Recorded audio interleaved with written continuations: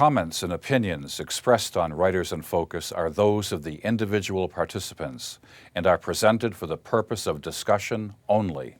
No endorsements by Atlanta Fulton Public Library System or Fulton County government are intended, and none should be presumed.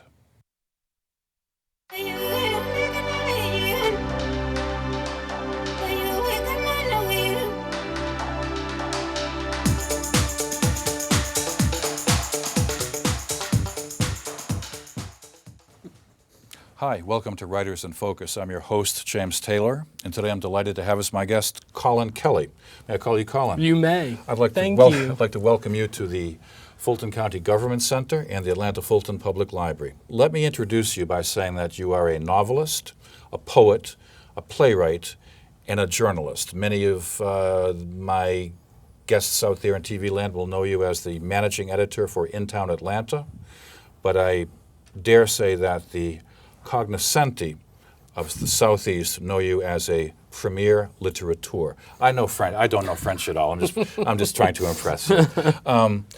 You've written the second part of a trilogy, Remain in Light. We're going to talk about that today. We're going to talk about some of your poetry. I think you're a gifted poet. We're going to talk about Kiss Shot, your latest ebook collection, 4 stories, set in Cottonwood, Georgia. Yes. Sounds suspiciously like a place where you grew up. I don't know, Collin. For more information, ladies and gentlemen, on this gentleman sitting beside me, I think he's the hardest working man in Atlanta literature today. Go to his website, Google Collin Kelley, and you'll find this wonderful blog. You'll find out what you've done. So let me try to begin by saying, welcome to the show. Let's talk about Remain in Light, the second installment of the Venus trilogy, set in 1998. I'm going to give you a list of names, and I want you to connect the dots. Okay, I've got Martin Page, Diane Jacobs, Irene LaRue, V. Hugo, Sullivan, Ewan? Ewan. Christian, Inspector Arnaud, Diane Jacobs, and David McLaren. Who are these people, and where are they? It's a big cast of characters, isn't it? I know. Well, the story began in Conquering Venus, okay. and most of those characters were introduced in that book. The books are standalone. You can read them in any order, which you probably noticed. Martin is an American writer in Memphis, and he is trying to get over the suicide of his partner, and so he agrees to help his friend Diane, who's a high school English teacher. He agrees to help her chaperone. With a foul mouth. With a very foul mouth, yes. She's quite a character, that Diane. He agrees to help her chaperone a group of students to Paris for their senior trip. They've graduated, their seniors. And so while he's there, he falls in love with one of the students, David McLaren. And so that's what happens in Conquering Venus. In Remain in Light, it's several years later, and Martin and David are not together, but Martin is living in Paris with Irene LaRue, who's an older French woman. She's a widow. Her husband was mysteriously killed during the riots in 1968 in Paris. And so she's been trying to find the man who knows how he died, and Martin is helping her. And that's what's happening in Remain in Light. So they're all over France. They go to London, and they're trying to track down the man who killed Irene's husband. So it turns into, whereas Conquering Venus was a little bit more literary mystery, Remain in Light kind of turns into a mystery thriller, and it was very interesting to write. It's funny that you say that, because my next question would be, before the interview, we talked about your book and like how it was published, and if you look on the back cover on the top left-hand side, it says Mystery Suspense. You go into a bookstore, it'll say violence, World War II, eroticism, homosexuality, blah, blah, blah. Your book is just a fine novel. Thank you. It kind of, I'm trying to, a friend of mine asked me, like, what's the book about? And I said, well, it's like Paris, it's 1995, 1998, but it goes back to Paris, 1968. There's suspense, there's mystery, there's friendship, well-developed characters. Nice novel. Thank you. Congratulations. Thank you. Really. Thank you. I worked on... I'm serious. Thank you. I worked on Conquering Venus. I started actually writing it in 1995. And it was a screenplay before it was a novel. And I went through a series of agents trying to sell the screenplay to Hollywood. And Jodie Foster read it. No and kidding. John Avnet, who directed Fried Green Tomatoes, read it, and they loved it, but they said it was a big budget art film and they could never get the financing for it. So the agent I had at the time was like, you should turn this into a novel. There's such a bigger story here. Turn it into a novel. And so then I wrote the novel, and then in 2001, I got an agent. It was actually Mario Puzo's agent who wrote The Godfather. I had his agent. I like the way you're dropping these big names. You know? It was quite an honor. And the first day she sent Conquering Venus out to the first round of the Big Six publishers in New York was September 11th, 2001. Unbelievable. And they would, today, yeah. They wouldn't, and it, today, and they Wow. would not touch it. They would not. Because in Conquering Venus there is a terrorist attack. Yes, yes. And then the whole the gay characters. So the combination of the terrorist attack, the gay characters, I mean, it was shot back to her in record time, and she worked on trying to get the novel published for longer than most agents would, because she was really passionate about the novel, and it just never happened. You can find Remain in Light and Conquering Venus in most of Atlanta's independent bookstores. Absolutely. You can find it on Amazon.com. And you books, can Barnes and Noble. You could probably buy it directly from your blog. You can, yes. Okay, wonderful blog. If you'd like to do that, yeah. Absolutely. So I'm going to ask you a potentially embarrassing question. Sure, go ahead. I read a lot of bad stuff that's picked up and published by major publishers. Right. I can't, to this day, I can't figure it out. I used to teach a class. I used to teach a class in publishing. It's usually luck. It's a crapshoot. Right. This is good stuff. Thank you. Why? And you couldn't find a bigger publisher. No. It's such an awkward question. I know. Okay, No, you're aware of it. Okay. I'm quite aware Okay. of it. I think there's untold numbers of books that are out there that are brilliant novels that never find a home, that never get picked up, because, you know, one of the things that we heard, you know, even the publishers that sort of nibbled at Conquering Venus, they're like, we don't know how to market this, which is that's such a typical, Right. you know, response. I'm like, put the book out there and let the people decide. Right, right. You know, not how you're going to market it. Put it out there. And I think that this has been the norm for so long. That's why self-publishing, which is now, you know, self-published authors are now called indie authors. Sure. The whole the whole nomenclature has changed now, and this is why so many authors are self-publishing and finding success doing it, because they are tired of dealing with agents and with the big publishers who just seem like they've lost their way with ebooks, with the whole new, with e-readers, with how people can buy things so inexpensively, the small presses are publishing. I think the big six has just totally lost their way. Yeah, could be. Yeah.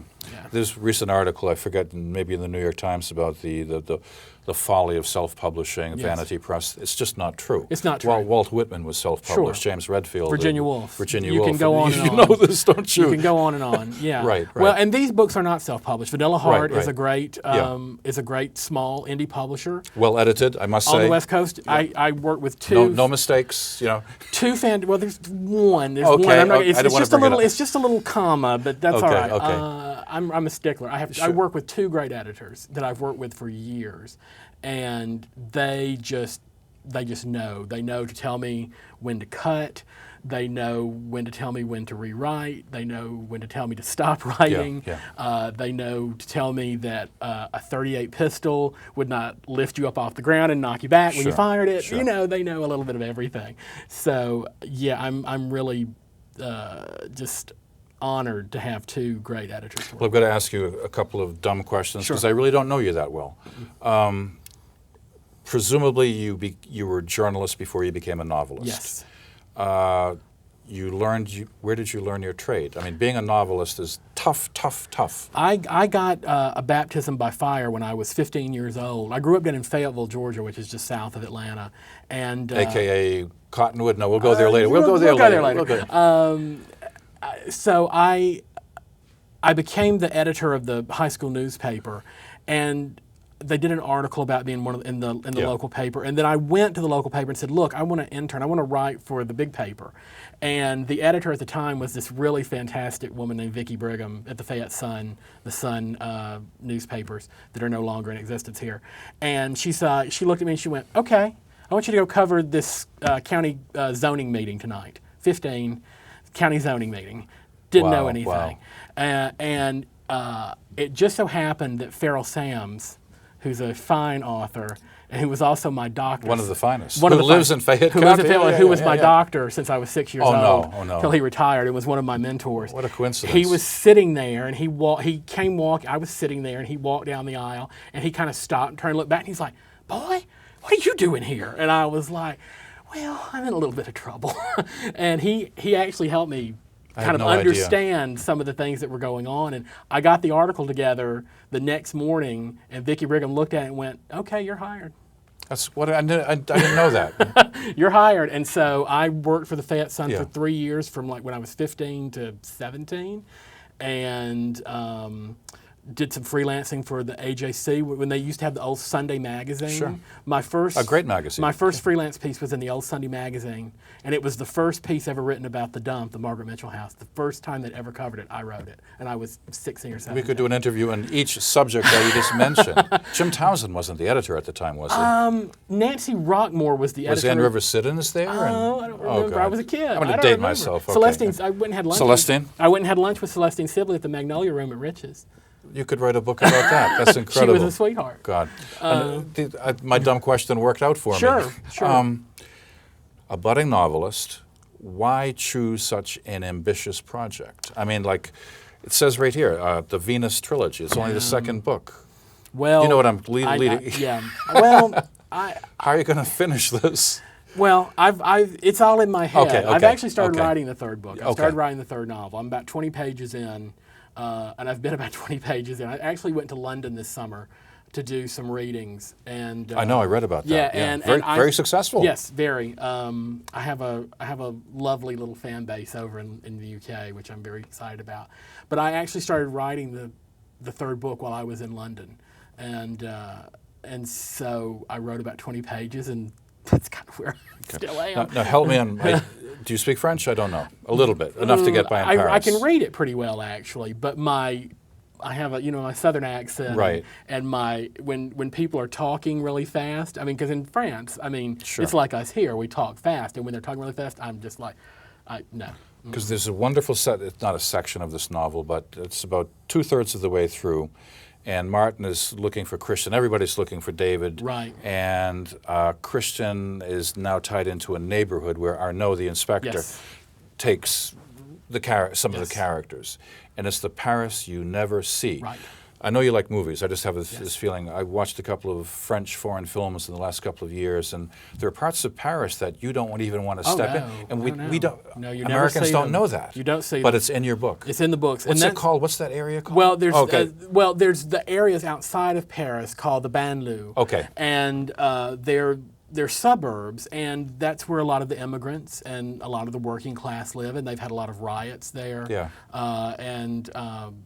But there are parts of inside Paris that people don't see Yeah. either. There's really a gritty underworld to Paris that people don't really see because it's all glossed over in the films and the brochures, and when you go there, you're in the tourist areas, and so you don't really go to those places. And I wanted to go to those places, and so I've been to Paris 3 times.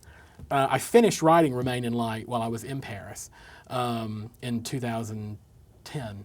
And got to explore a lot of the places that I write about in the book, which was a thrill. Because when you're actually there writing about the place, I think it adds a lot of authenticity to the.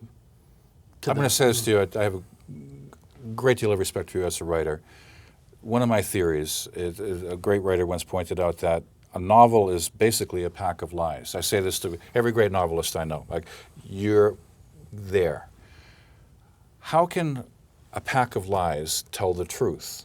I mean, you cannot make a mistake when you describe Paris, can you? Well, you can't talk about a Renault that was built in 1936 with a 6-cylinder engine because a reader might say that car didn't exist. Right. Do I make any sense of the verisimilitude? No, you do. Okay. And I kind of say this in the back of the acknowledgement is that. To me, the Paris that I'm writing about is like kind of an alternate universe Paris. But it still makes sense. It still makes sense, and I try to be as historically accurate as I could be with places and dates and things that were happening. But sometimes I needed to change things around to suit the characters and the circumstance, and so I feel okay doing that. because it is fiction. Yeah, yeah. And I'm creating my own little world here. So I've tried to be as true as I can to Paris, but tweak just when you need to tweak. Yeah. Another dumb question, because I just don't know you that well, but I have read the book. This book could have gone in any direction. It could have been more explicitly sexual. It could have been more violent, but it became a nice read, and I say that with the utmost respect. I'm not trying. It's hard for me to phrase this question. What were some of the considerations that went into writing this book? What were you trying to say that the readers might not know?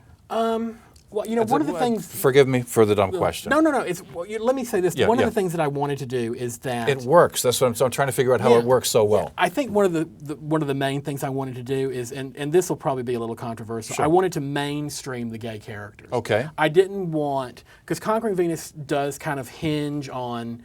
Martin is already out. He's already out, but his partner was not out, and that led to his suicide. But in Remain in Light, the characters are gay, and there's no coming out story. I didn't know that. No, I'm just kidding. I'm just kidding. And not every character is gay. Yeah. It's a big cast of different people. But I wanted to kind of do a book where I wasn't telling another coming out story, that the character just happens to be gay.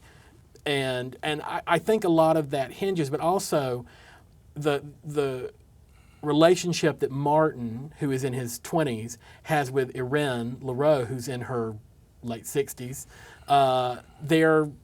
They're simpatico. They're connected in a strange way. So it's delicate to talk about this on television, It isn't is, it? Because it is. this is exactly what I wanted you to say. Yes. I don't want anybody to know if I'm gay or straight. Who cares? But I'm Right. married, and I blah blah Right, blah. right. But it doesn't. When I read your work, it's not a gay novel. No. And I grew up reading. This is a gay novel. Right. This is a straight novel. No. This No, is it's not just a novel. It's a It's novel. just a novel. But your characters, your main characters, happen to be gay. That's a terrible expression. But they're, as you say, you've mainstreamed a gay character, Right. which is to me, it's unusual. It is unusual, but I think it's happening a lot more now. Oh, yeah. I think a lot of authors are doing this as so that you tell a much fuller story Yes, this way, yeah. where you have a gay character and you have a straight character, or you have a bisexual character, Yeah. and they all interact, but the whole story does not hinge on their sexuality. Exactly. And that's just some of my stories are. This is synchronicity too. Yeah, one of your big synchronicity. concepts. No. Yeah, well, that's true. The running thread through all three books is that Martin and Irene believe in Jung's theory of synchronicity, which is that nothing is no coincidence. Is not a coincidence. Right. That everything is connected, and so that's the thread that really connects all the three books. Yeah. Before let's put the books on the table for just 1 minute Sure. and talk about your poetry. Okay. Not only are you a very gifted novelist, you're an incredibly gifted poet. Well, thank you. Unfortunately, people don't read poetry, but I have the opportunity to please read one poem. You can find a lot of your poems online on your blog, published and so on. But this, to use a very sophisticated expression, blew me away. Oh. It's about your mother. Yes. It's called After Adultery. I have a copy of it. And I'm going through, your blog is very nice, by the way, and this is a section of your poetry, and good, wow. Yeah. That's what it did to me. So this is Collin Kelley, poet, novelist, playwright, journalist. He's reading a poem called After Adultery. After Adultery. Mother marches down the long driveway, kicking up dust like the Tasmanian devil, rocks spitting from under her sure steps, cutting shears carried like a rifle, going into battle against monster hedges, overgrown sentinels, embarrassments, drive-by judgments weighing heavily on her suddenly empty dance card. She attacks the first bush with pent-up vengeance, blades flashing in the midday sun, shorn leaves tornado around her head until she's swallowed. The bush suddenly space alien, and I can hear my mother cursing it like Ripley on the Sulaco, egging it on, calling it a bitch, like the Roots would answer. The rash appears that night, covering her entire body, no region left untouched by bumps and red streaks. She becomes unhinged, snatching hair, speaking in tongues, then a snake, naked and striking on bathroom floor, and we, conscripted caretakers become targets for her poison-forked tongue, blaming as she floats Ophelia style in the tub, water simmering, her eyes fixed and distant, as if she has finally found the tesseract, the wrinkle in time, folding space behind her so we cannot follow, leaving us with a crazed shadow, a white devil woman. Super, super stuff. Ladies and gentlemen, with good poetry, let it sink in, let the words float, come back down to reality. You can find this poem and investigate the words, analyze the words at your leisure. Yes. And it's actually going to be, Yeah. I have a new collection coming out in 2013 from Sibling Rivalry Press. Yeah. The poem works to me And it's in orally, if you know what I mean. Just hearing it, it sounds good. Thank you. You know, wow, Thank you. wow. Okay, couple of novels, right? Sure. Great poetry. In Town Atlanta, still going strong. Yes. I think you celebrated your 10th anniversary recently. As the editor, yes. As the Yeah, editor. yeah. Still plugging away. Yes. And now you've got this great short story collection. Yes. In this town that sounds suspiciously like the one you grew up in. No. So I'm a librarian for Fulton County. Sure. I can't advertise or anything like that. But there I am in the hospital a couple of weeks ago. A friend of mine is having some kind of procedure.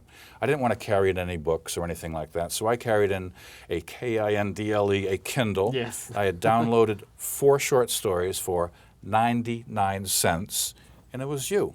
Great writing. Thank you. Great writing. Thank you. So talk about the Cottonwood stories. Please write some Sure. more. Okay. They were written 20 years ago. No. Before No. the Venus books, yeah. Okay, there goes my theory. Yeah, sorry. They were written 20 years ago. I had started working on a series of short stories that were all Yeah. set in this same town. Yeah. So all 4 stories in Kiss Shot are set in Cottonwood, Georgia, which is a fictional town, Yeah. which is a little similar to where I grew up. I've lived in Georgia for over 30 years. You got it right. Thank you. Yeah. So yeah, 20 years ago, before these books, and I had intended to write a series of connected short stories, all set in this town, and I did 4 of them, and then I stopped and turned to something else. I don't even know what I turned to, but I found them. They were lost for years. They were on an old floppy disk. You got to be kidding On me. an old word processor, and I was getting rid of the word processor, and I found the disks. But the disks were proprietary for this old word Sure. processor. There are 2 companies in the world that could get the information off the disk. I sent those disks. They sent all the info back in Word documents, and there were 4 documents, and there were these 4 stories. They work. They work. They just needed a little Powerful. cleaning up. Yeah, and yeah. I kind of substantially rewrote one of them, but didn't really change the story.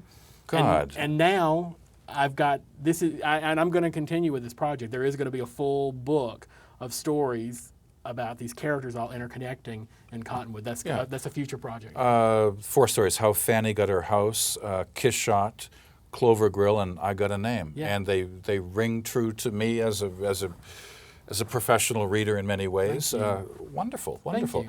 Could we talk about the Kindle? Yes. For 99 cents, anybody in the world with a Kindle can download these 4 Yes, stories. that's right. How did you get them onto Kindle and the Amazon platform, which is the largest bookstore in the world? It is.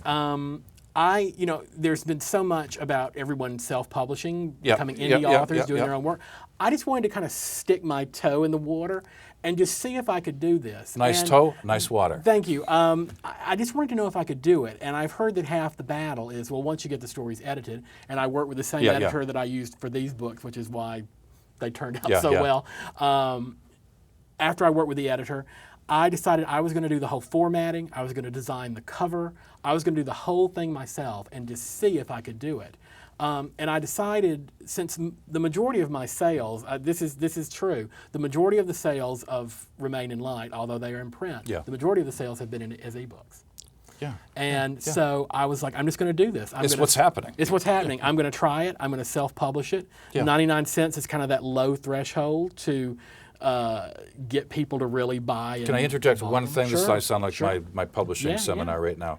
99 cents. You get 40 cents, right? About 40 cents, That's yeah. 40% royalty. Yeah. If you published a $20 book by a reputable house, you'd get about no more than 8 or 10%. Right. So if that's all I'm trying to Yeah, say. yeah, I know. So it's pretty good. It's pretty good. It's a pretty good deal. And I decided to do it So a exclusively. little change. Yeah, it's a little change. I decided to do it exclusively with Amazon. Yeah. So that's where you can get it now. Probably after the first of the year, it'll become available on other e-reader sites. But Amazon is just where my sales come from. So I wanted to go where I knew I was going to find readers, and that's where they are. So that's where I went. Listen, you were at the Decatur Book Festival a couple of weeks ago. Did you introduce Judson Mitchum or Natasha Trethewey? I did not. I've known Natasha for years. I want you to conclude this interview by saying 30 years ago when I first came to Atlanta, there was really no literary scene. Cliff Grobart's, the old New York bookstore. One of my favorites. And now we've got Judson Mitchum, the poet laureate of Georgia. Natasha Trethewey, the poet laureate of America, performing at the Java Monkey, for crying out loud. I know. Incredible. Do you feel part of it? I do. I've known Natasha for a long time, and she's fantastic. And I'd never met Judson, but we were looking for someone to close out. Listen, I have to close out now. Oh, you do? Okay. They're throwing Collin Kelley, my latest best friend, one of my favorite authors. He's written Remain in Light, the second part of a trilogy. Read his poetry, his short story collection, Kiss Shot. Find him on the internet. Google Collin Kelley. Lovely writer, lovely man. Thank you for being here. Thank you so much. Thank you, James. Thank you. That was good. Thank you. That was quick. Yeah.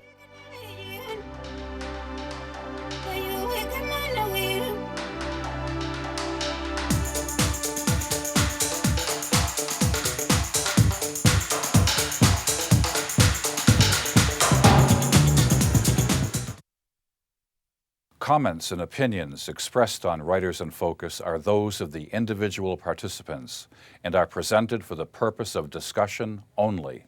No endorsements by Atlanta Fulton Public Library System or Fulton County government are intended, and none should be presumed.